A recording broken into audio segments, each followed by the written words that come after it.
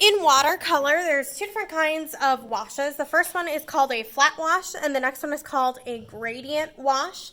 A flat wash is great if you're just doing kind of, if you don't need any values for it, but a gradient wash is going to look a little bit more like this, where you've got you've got a variety of colors. Here's another example of a gradient wash. So the gradient wash is where you're going not from your color to white, but from your color to water.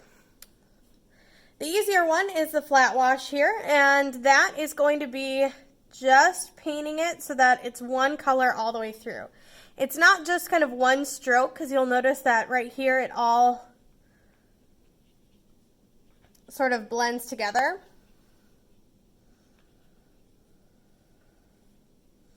But you're going to be kind of blending everything so that it's all one color all the way across.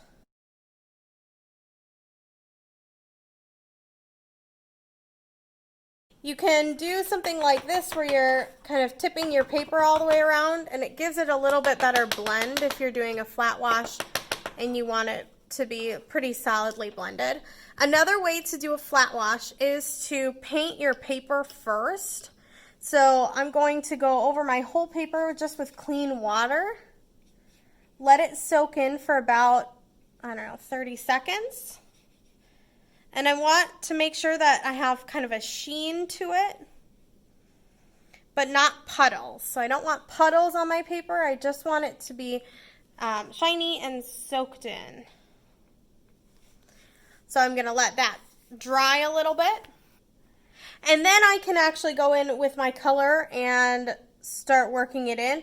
And I will still I'll get an even better kind of gradient wash because the water's already soaked nicely into the paper.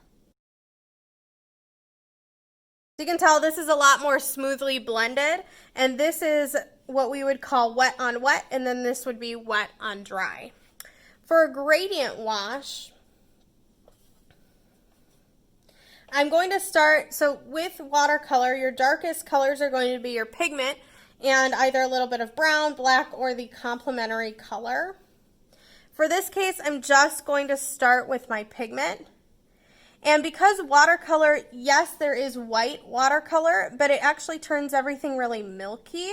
So I'm not going to use white watercolor in any of my washes. It's really more of a finishing color. So if you've got really bright white highlights, you'll put them in there, but you won't find yourself mixing much white paint as you go. Instead, I'm going to do a gradient wash just by adding clean water. And the more water I add, the lighter it will get. And the goal is to get a sort of ombre effect all the way to white. So the paper is white, so instead of going from darkest to lightest by adding white, you're just going from darkest to lightest by adding more water. So water is going to replace white in this case.